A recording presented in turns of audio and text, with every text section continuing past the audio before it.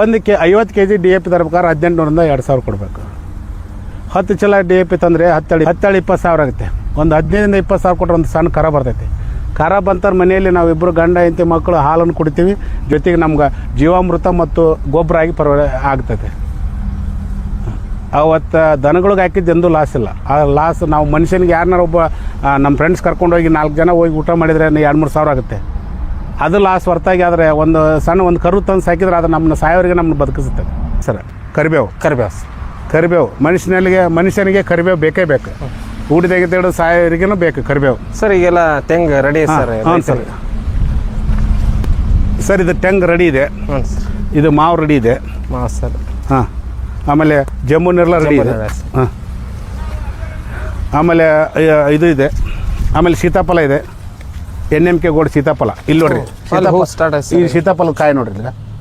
Scheme ಪೂರ್ತಿಕ ಮಾಡೋದಲ್ಲ, ಸ್ವಲ್ಪ ಅದನ್ನು ಮನಪೂರ್ವಕವಾಗಿ ನಾವು 1 ಎಕರೆ 2 ಎಕರೆ ಮಾಡೋಣ. ಅದರಿಂದ ಲಾಭ ಅದು ಯಾವತ್ತೂ ಕೈ ಬಿಡಲ್ಲ.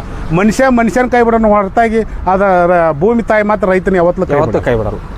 ಇವತ್ತಿನ ಕಾಲದಲ್ಲಿ ನಾವೆಲ್ಲರೂ ಯಾರ ಮನೆಗಾರು ಹೋದ್ರೆ ಸಿಹಿ ತಿನ್ಬೇಕಾದ್ರೆ ಶುಗರ್ ಐತೆ ಸರ್, BP ಐತೆ ಸರ್ ಅಂತ. ಈ ಶುಗರ್ BPಗೆ ಇದು ರಾಮಬಾಣ ಅಂತಾರೆ. ಇದು ಜಮ್ಮು ನಿರ್ಲ, ಬಿಜಾಪುರ ಜಮ್ಮು ನಿರ್ಲ ಅಂತ ಹೇಳ್ತಾರೆ. ಇದ್ರಾಗ ಸ್ವೀಟ್ಲೆಸ್ ಇದೆ, ಸ್ವೀಟ್ ಇದೆ. ಇದು ಕೇಸರ್ ಸರ್, ಮಾವು ಸರ್. ಇದು ಹೋಳಿವಣಿಗೆ, ಇದು ಹೋಳಿಗಾಯಿ ಅಂತಾರಲ್ಲ, ಹೋಳಿಗಾಯಿ ಅಂತ ಬರೋಂಥ. ಈಗ ರೈತರು ಬರ್ತಾರೆ. ರೈತರು ಅಂದರೆ 100 ಕಡೆ ವಿಚಾರ ಮಾಡ್ತಾರೆ. 100 ಕಡೆ ವಿಚಾರ ಮಾಡಿದಾಗ ನಾವು ಕೊಡೋಂಥ ಅವ್ರಿಗೆ ಹೇಳೋಂಥ ಕೆಪಾಸಿಟಿ ನಾವು ಮಾಡಿದವ್ರಿಗೆ ಇರಬೇಕು. ಈಗ ನೋಡಿರಿ ಬನ್ನಿ ಸರ್, ಇದು ಕೇಸರ್ ಮಾವಿದೆ. ಮೊನ್ನೆ 3-4 ತಿಂಗಳು ಆಚೆ ಮೇಲೆ ಕಟ್ ಮಾಡಿದ್ದೆ. ಅದನ್ನು ಕಟ್ ಮಾಡಿದ ನಂತರ 1 2 3 4 5 6 9 ರೂಟ್ಸ್ ಬಿಟ್ಟಿದ್ದಾವೆ. ಡ್ರ್ಯಾಗನ್ ಫ್ರೂಟ್ ಅಂತಾರೆ, ಅದಾಯ್ತು. ಇದು ಕಾಗಜಿ ಲೆಮನ್ ಸರ್. ಅದು ಆಲ್ ಸೀಸನ್ ಸರ್. ಇದು 12 ತಿಂಗಳು ಬರುತ್ತೆ. 2 ವರ್ಷಕ್ಕೆ ಸ್ಟಾರ್ಟ್ ಸರ್. ಇದು ಕಾಗಜಿ ಲೆಮನ್. ಒಂದು ಗಿಡಕ್ಕೆ 800ರಿಂದ 2000 ಕಾಯಿ ಬಿಡುತ್ತೆ. ಒಂದು ಗಿಡಕ್ಕೆ ಸರ್. ಇದು 12 into 18 ಹಚ್ಚಿದ್ರೆ 1 ಎಕರೆಗೆ 220 ಗಿಡ ಹೋಗ್ತವೆ. 220 ಗಿಡ ಹೋಗ್ತವೆ. ಹಾಂ, ಒಂದು ಗಿಡಕ್ಕೆ 1000 ಹಿಡಿದ್ರೆ 22,000 ಆಗುತ್ತೆ. ಇಲ್ಲಿ ಬೇಕಾದ್ರೆ ನೋಡಿರಿ ಸರ್, ಇಷ್ಟು ನೋಡಿರಿ ನೀವು. 2 ಎಕರೆ ಹೊಲ ಇದೆ. 2 ಎಕರೆ ಹೊಲದಲ್ಲಿ ಸುಮಾರು 86 ತೆಂಗು ನೆಟ್ಟಿದ್ದೇನೆ. ಅದ್ರ ಮಧ್ಯಕ್ಕೆ ಒಂದು ಗುಲಾಬಿ ಹಾಕಿದ್ದೀನಿ. ಇದು ಮನೆ ಒಂದು ಹರಿದಿದ್ದೇನೆ. ಗುಲಾಬಿ ಇದೇವ ನೋಡಿ, ಗುಲಾಬಿ ಹೆಂಗೆ ನೋಡಿರಿ ಎಷ್ಟು ಬಿಟ್ಟಿದೆ. ಒಂದು ವಾಲೆಯಲ್ಲಿ 1 2 3 4 5 6 7 ಒಂದು ವಾಲೆಯಲ್ಲಿ 7 ಬಿಟ್ಟಿದೆ. ಮೊನ್ನೆ ಒಂದು ಅರ್ಧ kg ಅಷ್ಟು ಹರಿದಿದ್ದೀನಿ. ಪ್ರಾಡಕ್ಟ್ ಮಾಡೋನಿಗೆ ಲಾಭ ಇಲ್ಲ, ಮಾರೋನಿಗೆ ಲಾಭ ಇದೆ. ನಾವೇನು ಮಾಡ್ತೀವಿ, ಇಲ್ಲೇ ಐತೆ ನೋಡಿ ಸರ್. ಇದು ಮಾರ್ಕೆಟಲ್ಲಿ ನಮ್ಮ ಮಾರ್ಕೆಟ್ ರೈತನಿಗೆ 5 ರೂಪಾಯಿ ತೊಗೊತಾರೆ. ಇದನ್ನು 7 ಒಂದು ಪ್ಲಾಸ್ಟಿಕ್ನಲ್ಲಿ ಹಾಕಿ 20 ರೂಪಾಯಿ ಕೊಡ್ತಾರೆ ಸಿಟಿಯಲ್ಲಿ. ನನಗೆ ನಾವು 3 ಜನಕ್ಕೆ ನಮ್ಗೆ 6 ಮಂದಿ ಮಕ್ಕಳು. ನಮ್ಮ ತಲೆಗೆ ಏನೈತಂದ್ರೆ ಭೂಮಿ ಡೆವಲಪ್ಮೆಂಟ್ ಮಾಡೋದಿಲ್ಲ. 3 ಮಂದಿ ಮಕ್ಳು ಅದಾರ, 6 ಮಂದಿ ಮಕ್ಳು ಅದಾರ. ಚೆನ್ನಾಗಿ ಓದಿಸ್ಬೇಕು, 1 ಎಕರೆ ಹೊಲ ಮಾರ್ಬೇಕು, ಇಲ್ಲ ಊರ ಮುಂದೆ 1 ಎಕರೆ ಲೇಔಟ್ ಮಾಡ್ಬೇಕು, ರೊಕ್ಕ ಬರ್ತೈತಿ. ಸಿಟಿ ಜೀವನ ಮಾಡ್ಬೇಕಾದ್ರೆ ರೈತ ಎದ್ದು ಸಿಟಿಗೆ ಬಂದ್ರೆ ಮಾತ್ರ ಸಿಟಿ ಹೇಳುತ್ತೆ, ಇಲ್ಲಾಂದ್ರೆ ಸಿಟಿ ಅಲ್ಲೇ ಮಲ್ಕೊಳ್ಳೋದು. ಒಬ್ಬ ರಾಜಕಾರಣಿಗಳು ತಮ್ಮ ಪೇಮೆಂಟ್ ತಮಗೆ ಯಾವಾಗ ಅನುಕೂಲ ತಕ್ಕಂತೆ ಜಾಸ್ತಿ ಮಾಡ್ಕೊತಾನೆ. ಆದರೆ ರೈತನಿಗೆ ಯಾವುದೇ ಥರದ ರೈತನಿಗೆ ಸಪೋರ್ಟ್ ಕೊಡೋರು ಇವತ್ತಿನ ಕಾಲದಲ್ಲಿ ಇಲ್ಲ. ಗ್ರಾಮ ಪಂಚಾಯತಿ ಅಧ್ಯಕ್ಷನ ತೋಡ್ರಿ ನೀವು, ಅವನಿಗೆ ಒಂದು ತಿಂಗಳಿಗೆ 6,000 ರೂಪಾಯಿ ಗೌರವಧನ ಅಂತ 6,000 ಕೊಡ್ತಾ ಇದ್ದಾರೆ. ಆದರೆ ರೈತನಿಗೆ ಯಾರು ಗೌರವಧನ ಕೊಡ್ತಾರೆ? ಯಾರು ಕೊಡಲ್ಲ. ರೈತನಿಗೆ ಗೌರವಧನ ಕೊಡೋ ಯಾರಪ್ಪ ಅಂದರೆ ಭೂಮಿ ತಾಯಿ ಮತ್ತು ಮೋಡ ಸುರಿಬೇಕು, ರೈತ ಬಿತ್ತಬೇಕು. ಆದರೆ ನಾವು ಯಾವುದಂತ ನಾವು 10 ಲಕ್ಷ ಅಲ್ಲ, 1 ಕೋಟಿ ರೂಪಾಯಿ ಪಗಾರ ತೊಗೊಂಡು ನಮ್ಮನ್ನು ಸಾಕಾರ ಯಾರಪ್ಪ ಅಂದ್ರೆ ರೈತನೇ. ನೀವು ಮನುಷ್ಯನಲ್ಲಿ 1 ಎಕರೆ ಭೂಮಿಯಲ್ಲಿ ಇವತ್ತಿನ ಕಾಲದಲ್ಲಿ 1/2 ಇಂಚ್ ನೀರಿನಲ್ಲಿ ಒಬ್ಬ ಗಂಡ ಹೆಂಡತಿ ಚೆನ್ನಾಗಿ 2 ಮಕ್ಕಳು ಒಳ್ಳೆ ಎಜುಕೇಷನ್ ಮಾಡಿ ಅವ್ರನ್ನ ಡಾಕ್ಟರ್ ಇಂಜಿನಿಯರ್ ಮಾಡೋ ಕೆಪಾಸಿಟಿ ರೈತನಲ್ಲಿದೆ. ಪಾಲನೆ ಪೋಷಣೆ ಮಾಡಿದರೆ ಮಗು ಹೆಂಗೆ ಪಾಲನೆ ಪೋಷಣೆ ಮಾಡ್ತೀನಿ, ದೊಡ್ಡವಾದಾಗೆಲ್ಲ ಅವನು ಬೆಳ್ಕೊಂತ ಅಪ್ಪ ಅಮ್ಮ ಹೆಂಗೆ ಅನ್ಕೊತ ಹೋಗ್ತಾನೆ. ಅವನು ಓದ್ದಂಗೆಲ್ಲ ನನ್ನ ಮಗ ಡಾಕ್ಟ್ರು ಇಂಜಿನಿಯರ್ ಆಗ್ತಾನೆ ಅಂತ ಹೇಳ್ತಾನಲ್ಲ, ಇದು ಬೆಳೆದಂಗೆಲ್ಲ ನಮ್ಗೆ ಫಲ ಕೊಡ್ತಾ ಇರ್ತೇವೆ. ಇಷ್ಟೇ ವ್ಯತ್ಯಾಸ ಇದೆ. ಗೊಬ್ಬರ ಏನಪ್ಪ, ನಾವು ತಿಪ್ಪಿ ಗೊಬ್ಬರ ಅಂತ ಹೇಳ್ತಾ ಇರ್ತೀವಿ. ಹಿಂದಕ್ಕೆ ತಿಪ್ಪಿ ಗೊಬ್ಬರ ಹುಡುಕಾಡ್ಕೊಂತ ಹೋಗ್ತಿದ್ರು ನಮ್ಮ ತಾತನವರು, ನಮ್ಮ ತಂದೆಯವರು. ಈಗ ನಾವು ತಿಪ್ಪಿ ಗೊಬ್ಬರ ಅಂದ್ರೆ ಇನ್ನು ಮುಂದೆ ನಮ್ಮ ಮಕ್ಕಳ ಪೀಳಿಗೆ ತಿಪ್ಪಿ ಗೊಬ್ಬರ ಅಂದ್ರೆ ಏನು ಗೊತ್ತಿಲ್ಲ, ಓನ್ಲಿ ಪೇಪರಲ್ಲಿ ನೋಡೋಕ್ಕಾಗುತ್ತೆ. ಅದಕ್ಕೋಸ್ಕರ ನಮ್ಮ ರೈತರಿಗೆ ನಾನು ಏನಪ್ಪ ಅಂದರೆ ಸುಮಾರು ಕೈ ಮುಗಿದು ಕೇಳ್ಕೊತಾ ಇದ್ದೇನೆ. ನಾವು ತರಕಾರಿ ಹಾಕಿದ್ವಿ, ಆಮೇಲೆ ಮೆಕ್ಕೆಜೋಳ ಹಾಕಿದ್ವಿ, ಶೇಂಗಾ ಹಾಕಿದ್ವಿ ಅನ್ನೋಕ್ಕಿಂತ ನಾವು ಸಾಲಗಾರ ಹಾಕಿ ಹೊರತಾಗಿ ನಾವು ರೈತರು ಎಂದು ಉದ್ಧಾರ ಹಾಕಿ ಸಾಧ್ಯ ಇಲ್ಲ. 1 ಗಿಡ ಹಾಕ್ಕೊಳ್ಳಿ ಸರ್, ಈ ಒಂದು 10 ಗಿಡ ಹೊಲದಲ್ಲಿ ಹಾಕ್ಕೊಳ್ಳಿ ಸರ್. 10 ಗಿಡ ಹಾಕ್ಕೊಂಡ್ರೆ 1 ಗಿಡ 4ರಿಂದ 5 kg ಬಿಟ್ಟಬಿಡುತ್ತೆ. 5 kg ಹಿಡಿತೆ, 5 kg ಹಿಡ್ರಿ. 1 kgಗೆ 2,000 ರೂಪಾಯಿ ಇದೆ, 5 kgಗೆ 10,000 ಆಗುತ್ತೆ. ಒಂದು ಗಿಡ 10 ಗಿಡ ಹಾಕ್ಕೊಂಡ್ರೆ 1 ಲಕ್ಷ ರೂಪಾಯಿ ಬರೀ ಏಲಕ್ಕಿಯಲ್ಲಿ ತಗೋವು. ಒಂದು ತೆಂಗಿನ ಗಿಡಕ್ಕೆ 200 ಕಾಯಿ ಬಿಟ್ಟರು 86 ಗಿಡಕ್ಕೆ 17,000 ಗಿಡ, 17,000 ಕಾಯಿ ಬಿಡುತ್ತೆ. 17,000 ಇಂಟು 125 ರೂಪಾಯಿ. ಒಂದು ಗಿಡಕ್ಕೆ, ಒಂದು ಕಾಯಿಗೆ 25 ರೂಪಾಯಿ ಹಿಡಿದ್ರು 4,30,000 ಬದುನಲ್ಲಿ ನಾನು ತೆಗಿತಾ ಇದ್ದೇನೆ. ಸರ್ ನಮಸ್ತೆ ಸರ್. ನಿಮ್ಮ ಸರ್ ನಮಸ್ತೆ ಸರ್. ನಮ್ಮ ಹೆಸರು ಬಂದ್ಬಿಟ್ಟು ಪ್ರಭುರಾಜ್ ಹಳ್ಳಿ ಅಂತಂದು. ಮೂಲತಃ ಕೃಷಿ ಕುಟುಂಬದಿಂದ ಬಂದವ ನಾನು. ನನ್ನ ಎಜುಕೇಷನ್ ಬಂದ್ಬಿಟ್ಟು diploma in horticulture. Diploma in horticulture ಮಾಡಿ ಸುಮಾರು 2005ರಿಂದ 5-6ರಲ್ಲಿ ಮುಗಿಸಿದ್ದೇನೆ. ಈ ನಂತರದಲ್ಲಿ ಏನಾದರೂ ಒಂದು ನಾವು ಬರೀ ನೀರಾವರಿ ಮಾಡಿಕೊಂಡು ಬರೀ ನಾವು ಈಗ ಮೆಕ್ಕೆಜೋಳ ಶೇಂಗಾ ಬೆಳೆಕಿನ ಸ್ವಲ್ಪ ಏನಾದರೂ ಒಂದು ಹಣ್ಣು ಹಂಪಲುಗಳ ರೈತರಿಗೆ ಇದ್ರ ಬಗ್ಗೆ ಸ್ವಲ್ಪ ಮಾಹಿತಿ ಕೊಡ್ಬೇಕಂತ ಈ ನರ್ಸರಿ ಮಾಡಿದ್ದೀನಿ. ಈ ನರ್ಸರಿ ಮೂಲ ಉದ್ದೇಶ ಏನಪ್ಪ ಅಂದರೆ ನನ್ನಲ್ಲಿ ಇರುವಂಥ ಎಲ್ಲ ಹಣ್ಣಿನ ಗಿಡಗಳು ಹಾಗೂ ಮತ್ತು ಅಲಂಕಾರಿಕ ಸಸಿಗಳು ಎಲ್ಲ ಸಾವಯವ ಗೊಬ್ಬರ ಇದೆ, ಆಮೇಲೆ ಸಾವಯವ ಕೆಮಿಕಲ್ ಇದೆ. ನಂತರದಲ್ಲಿ ಏನಪ್ಪ ಯಾವುದೇ ರೈತರು ಬಂದರೂ ಕೂಡ ನಾನು ಇಲ್ಲಿ ಬನ್ನಿ, ನನ್ನ ನರ್ಸರಿಯಲ್ಲಿ ಕೂಡ ಸುಮಾರು 80ರಿಂದ 86 ತೆಂಗು ಹಚ್ಚಿದ್ದೀನಿ. ಒಂದು ತೆಂಗಿನ ಗಿಡ ಇವತ್ತಿನ ಕಾಲದಲ್ಲಿ ಒಂದು ತೆಂಗು ಎಷ್ಟಪ್ಪ ಬದುಕುತ್ತಂದರೆ ನನ್ನ ಇಚ್ಛೆ ಪ್ರಕಾರ 86 ಗಿಡ ನೆಟ್ಟಿದ್ದೀನಿ. ಒಂದು ತೆಂಗಿನ ಗಿಡಕ್ಕೆ 200 ಕಾಯಿ ಬಿಟ್ಟರು 86 ಗಿಡಕ್ಕೆ 17,000 ಗಿಡ, 17,000 ಕಾಯಿ ಬಿಡುತ್ತೆ. 17,000 ಇಂಟು 125 ರೂಪಾಯಿ. ಒಂದು ಗಿಡಕ್ಕೆ, ಒಂದು ಕಾಯಿಗೆ 25 ರೂಪಾಯಿ ಹಿಡಿದ್ರು 4,30,000 ಬದುನಲ್ಲಿ ನಾನು ತೆಗಿತಾ ಇದ್ದೇನೆ. ಒಂದು ಮೆಕ್ಕೆಜೋಳ ಇದೆ ಇವತ್ತಿನ ಕಾಲದ ಪರಿಸ್ಥಿತಿಯಲ್ಲಿ, ಒಂದು 4 kg ಮೆಕ್ಕೆಜೋಳಕ್ಕೆ 2,200 ಕೊಟ್ಟು ತೊಗೊಂಡು ರೈತ ಬಿತ್ತಾನೆ.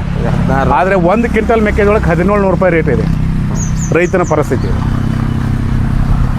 ಇನ್ನು ಆದಾಗ ರೈತ ಉದ್ಧಾರ ಆಗಕ್ಕೆ ಸಾಧ್ಯ ಇಲ್ಲ. ಇನ್ನು ಕೇವಲ 3ರಿಂದ 4 ವರ್ಷ ಬಿಟ್ಟರೆ ಡಾಕ್ಟ್ರು, ಇಂಜಿನಿಯರು, ಪೊಲೀಸರು, PSI ಅಂತ ಹೆಂಗೆ ಹುಡುಕಾಡ್ಕೊತ ಹೋಗಿ ಕನ್ಯಾ ಕೊಡ್ತಿದ್ವಿ, ಹಂಗೆ ರೈತನ ಮಗ ಎಷ್ಟು ನೀರಾವರಿ ಎಷ್ಟಿದೆ, ಅವನು ಹಣ್ಣು ಹಂಪಲುಗಳು ಎಷ್ಟು ಬೆಳೆಸ್ತಾನೆ, ಅವನು ತರಕಾರಿ ಎಷ್ಟು ಬೆಳೆಸ್ತಾನೆ ಅಂತ ಹುಡುಕಾಡ್ಕೊತ ಹೋಗೋ ಕಾಲಮಾನಗಳ ಹತ್ತಿರ ಬಂದಿದೆ.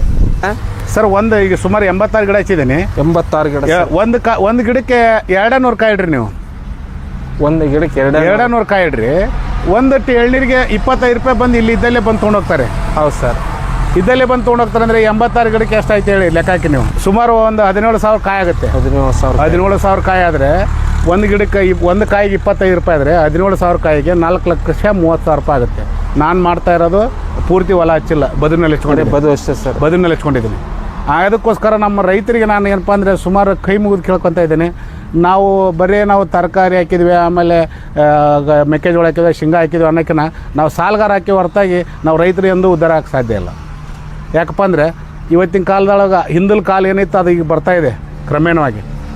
ನಾವೇನಪ್ಪ ಅಂದ್ರೆ ಈಗ ಸುಮ್ಮನೆ ಕೆಮಿಕಲ್ ಹೊಡೆದು ತಿಂದು ಸಾಯಕ್ಕೋಸ್ಕರ ಸಾವಯವ ಕೃಷಿ ಅಂದ್ರೆ ನಮ್ಮ ರೈತರ ಮನೆಯಲ್ಲಿ ಒಂದು ಎಮ್ಮೆ ಆದರೂ ಇರುತ್ತೆ, ಒಂದು ಆಕಳಾದರೂ ಇರುತ್ತೆ. ಆಕಳ ಎಮ್ಮೆ ಅಂತ ಉಚ್ಚಿ ಮತ್ತು ಸಗಣಿ ಗೊಬ್ಬರ ಅದರಂಥ ಪವಿತ್ರತೆ ಯಾವುದೂ ಇಲ್ಲ. ಯಾಕಂದರೆ ಇವತ್ತಿನ ಕಾಲದಲ್ಲಿ ಒಂದು ಈಗೆಲ್ಲ ಹೇಳ್ತಾ ಇದ್ದಾರೆ, ನೀವು ಕೆಮಿಕಲ್ ಹೊಡಿತಿದ್ದೆ, ಕೆಮಿಕಲಿಂದ ಸ್ಲೋ ಆಗಿ ನಾವು ಪೈಜಾನು ಊಟ ಮಾಡ್ತಾಯಿದ್ದೇವೆ ಡೈಲಿ. ಅದಕ್ಕೋಸ್ಕರವಾಗಿ ನಾವು ನಮ್ಮ ಒಂದು ಮನೆಯಲ್ಲಿ ಒಂದು ಆಕಳ ಕಟ್ಕೊತೀವಿ. ಅದನ್ನ ಒಂದು ಕೊಡದಲ್ಲಿ ಉಚ್ಚಿ ಸ್ಟಾಕ್ ಮಾಡಿ ಅದಕ್ಕೊಂದು ಅರ್ಧ kg ಬೆಲ್ಲ, ಒಂದು ಅರ್ಧ kg ಹಿಟ್ಟು ಹಾಕಿ ಒಂದು 30 ದಿವಸಕ್ಕೆ ಹೊಡೆದ್ರೆ ಅದು ಸಾವಯವ ಜೀವಾಮೃತವಾಗಿ ಪರಿವರ್ತನೆ ಆಗುತ್ತೆ. ಒಂದನೇದು. ಎರಡನೇದು ಗೊಬ್ಬರ ಏನಪ್ಪ, ನಾವು ತಿಪ್ಪಿ ಗೊಬ್ಬರ ಅಂತ ಹೇಳ್ತಾ ಇರ್ತೀವಿ. ಹಿಂದಕ್ಕೆ ತಿಪ್ಪಿ ಗೊಬ್ಬರ ಹುಡುಕಾಡ್ಕೊತ ಹೋಗ್ತಿದ್ರು ನಮ್ಮ ತಾತನವರು, ನಮ್ಮ ತಂದೆಯವರು. ಈಗ ನಾವು ತಿಪ್ಪಿ ಗೊಬ್ಬರ ಅಂದರೆ ಇನ್ನು ಮುಂದೆ ನಮ್ಮ ಮಕ್ಕಳ ಪೀಳಿಗೆ ತಿಪ್ಪಿ ಗೊಬ್ಬರ ಅಂದರೆ ಏನು ಗೊತ್ತಿಲ್ಲ. ಓನ್ಲಿ ಪೇಪರಲ್ಲಿ ನೋಡ್ಬೇಕಾಗುತ್ತೆ. ಪೇಪರಲ್ಲಿ ನೋಡ್ಬೇಕಾಗದ ಕಾರಣದಲ್ಲಿ ನನಗೆ ಏನಪ್ಪ ಅಂದ್ರೆ ನನಗೆ ನಮ್ಮ ಹಿರಿಯರ ಹಸಿದಿಂದ ನನಗೆ ಜಾಬ್ ಬಂದಿತ್ತು. ನಾನು ಜಾಬ್ ಬಿಟ್ಟೆ. ಜಾಬ್ನಲ್ಲಿ ಇವತ್ತಿನ ಕಾಲದಲ್ಲಿ ಏನೂ ಮಾಡೋಕ್ಕಾಗಲ್ಲ. ಮತ್ತೊಬ್ಬರು ಸಲಾಮ್ ಹೊಡಿಬೇಕು, ಅವ್ರು ಹೇಳ್ದಂಗೆ ಕೇಳಬೇಕು. ಸ್ವಾವಲಂಬಿಗೆ ಬದುಕಲಿಕ್ಕೆ ಆಗಲ್ಲ ಇವತ್ತಿನ ಪರಿಸ್ಥಿತಿಯಲ್ಲಿ. ಯಾಕಪ್ಪ ಅಂದ್ರೆ ಇವತ್ತಿನ ಪರಿಸ್ಥಿತಿ ಹೆಂಗೈತಪ್ಪ ಅಂದ್ರೆ ಮತ್ತೊಬ್ಬರಿಗೆ ಸಲಾಮ್ ಹೊಡಿಬೇಕು, ಮತ್ತು ಅವ್ರಿಗೆ ತಿಂಗಳ ಮಂತ್ಲಿ ಪೇಮೆಂಟ್ ಕೊಟ್ಟಾಗ ಮಾತ್ರ ನಮ್ಮ ಪೇಮೆಂಟ್ ಬರುತ್ತೆ, ಇಲ್ಲಾಂದ್ರೆ ಆಗಲ್ಲ. ಕಿರಿಕಿರಿ ಜಾಸ್ತಿ ಇದ್ದಾವೆ. ಸರ್.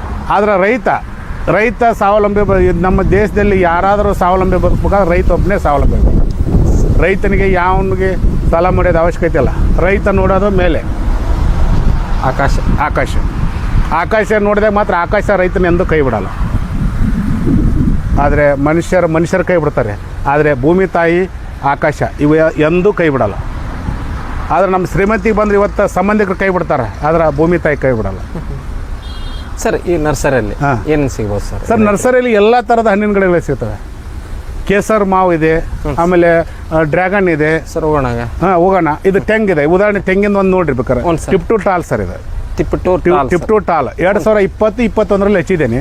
ಸರ್ ನಾನು ಹೋದ್ ಸರಿ ಬಂದಾಗ ನಿಮ್ಮಲ್ಲಿ ಇದೇ ತಿಪ್ಟೂರು ಟಾಲ್ ಬಗ್ಗೆ ಮಾತಾಡಿದಾಗ ಇಲ್ಲ ಕಾಯಿ ಬಿಡಲ್ಲ ಅನ್ನೋ ಒಂದು ಪ್ರಶ್ನೆ ಇತ್ತು. ಸರ್ ಕಾಯಿ ಬಿಡಲ್ಲ ಅನ್ನೋದಕ್ಕೆ ಉದಾಹರಣೆ ಇಲ್ಲಿದೆ. ಹೌದು ಸರ್. ಕಾಯಿ ಬಿಡಲ್ಲ ಅಂದವ್ರನ್ನ ನನ್ನ ಕಡೆ ನಾನೇನು ಹೇಳ್ತಾ ಇದ್ದೀನಿ, ನಾನು ಬಿಸ್ನೆಸ್ಗೋಸ್ಕರ ನರ್ಸರಿ ಮಾಡ್ತಾ ಇಲ್ಲ, ರೈತರಿಗೋಸ್ಕರ ಮಾಡ್ತಾ ಇದ್ದೀನಿ.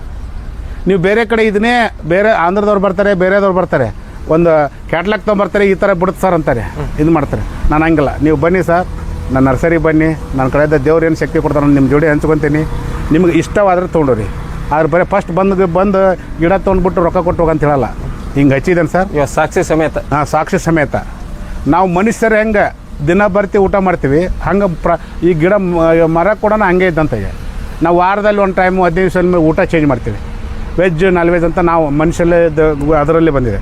ಇದಕ್ಕೋಸ್ಕರ ಮಾಸ್ಟರ್ ಸುಡ್ಡಾಗಿ 3 ತಿಂಗಳಿಗೊಮ್ಮೆ 6 ತಿಂಗಳಿಗೊಮ್ಮೆ ಒಳ್ಳೆ ಗೊಬ್ಬರ ಕೊಡ್ರಿ, ಕರೆಕ್ಟಾಗಿ ನೀರು ಕೊಡ್ರಿ, ಅದಕ್ಕೆ ಕೆಮಿಕಲ್ ಕೊಡ್ರಿ. ಅದು ಯಾಕೆ ಬರಲ್ಲ, ನಾವು ಹೆಂಗೆ ಊಟದಲ್ಲಿ ಬದಲಾವಣೆ ಮಾಡ್ಕೊತೀವಿ ಹಂಗೆ ಅದು ಮರಕ್ಕೆ ಅದು ಊಟದಲ್ಲಿ ನಾವು ನೀರು ಕುಡಿಯೋತ್ತಾಗ ಅದು ನೀರು ಕುಡಿತೈತಿ.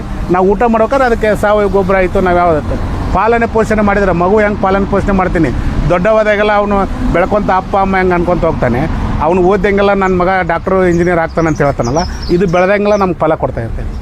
ಇಷ್ಟೇ ವ್ಯತ್ಯಾಸ ಇದೆ.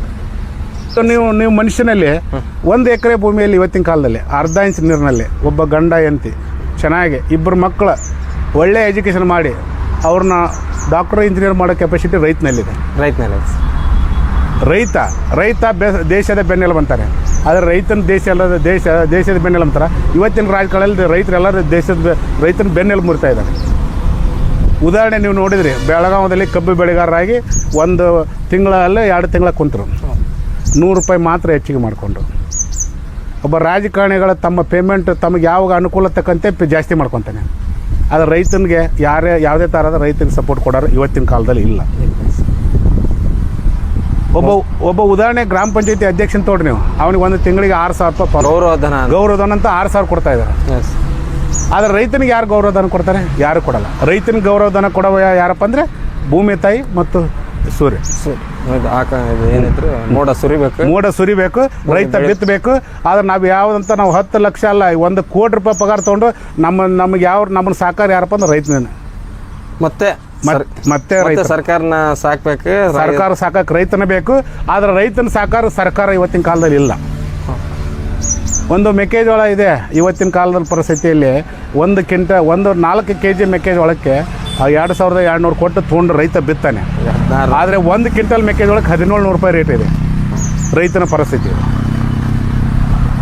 ಇನ್ನು ಆದಾಗ ರೈತ ಉದ್ಧಾರ ಆಗಕ್ಕೆ ಸಾಧ್ಯ ಇಲ್ಲ. ಇನ್ನು ಕೇವಲ 3 ರಿಂದ 4 ವರ್ಷ ಬಿಟ್ಟರೆ ಡಾಕ್ಟ್ರು, ಇಂಜಿನಿಯರು, ಪೊಲೀಸರು, PSI ಅಂತ ಹೆಂಗೆ ಹುಡುಕಾಡ್ಕೊತ ಹೋಗಿ ಕಣ್ಣೆ ಕೊಡ್ತಿದ್ವಿ, ಹಂಗೆ ರೈತನ ಮಗ ಎಷ್ಟು ನೀರಾವರಿ ಎಷ್ಟಿದೆ, ಅವನು ಹಣ್ಣು ಹಂಪಲುಗಳು ಎಷ್ಟು ಬೆಳೆಸ್ತಾನೆ, ಅವನು ತರಕಾರಿ ಎಷ್ಟು ಬೆಳೆಸ್ತಾನೆ ಅಂತ ಹುಡುಕಾಡ್ಕೊತ ಹೋಗೋ ಕಾಲಮಾನಗಳ ಹತ್ತಿರ ಬಂದಿದೆ. ಇದು ಮಾತ್ರ ಶತಸಿದ್ಧ. ಯಾಕಂದರೆ ಇವತ್ತಿನ ಕಾಲದಲ್ಲಿ ಊರಿಗೆ 10 ರಿಂದ 15 ಲೇಔಟ್ ಆಗ್ತಾ ಇದ್ದಾವೆ. ಲೇಔಟ್ ತೊಳಕ್ಕೆ ದುಡ್ಡು ಬೇಕಾ? ಲೇಔಟ್ ತೊಳಕ್ಕೆ ದುಡ್ಡು ಬೇಕಂದ್ರೆ ನಾವು ನಾಳೆ ಇಂಜಿನಿಯರ್ ಹೊರದೇಶದಾಗ ನಾವು ದುಡ್ಡು ತಿನ್ನೋಕ್ಕಾಗಲ್ಲ, ಅನ್ನನೇ ಉಣ್ಬೇಕು. ಕೃಷಿ ಭೂಮಿಗಳು ಹೋಗಕತ್ತವೆ. ಕೃಷಿ ಭೂಮಿಗಳು ಊರಿಂದ ಊರಿಗೆ ಕಮ್ಮಿ ಹಾಕೊಂತಾವೆ. ನಮ್ಮ ತಂದೆಯವರಿಗೆ ನಾವು 3 ಜನ ಮಕ್ಕಳು, ನನಗೆ ನಾವು 3 ಜನಕ್ಕೆ ನಮ್ಗೆ 6 ಮಂದಿ ಮಕ್ಕಳು.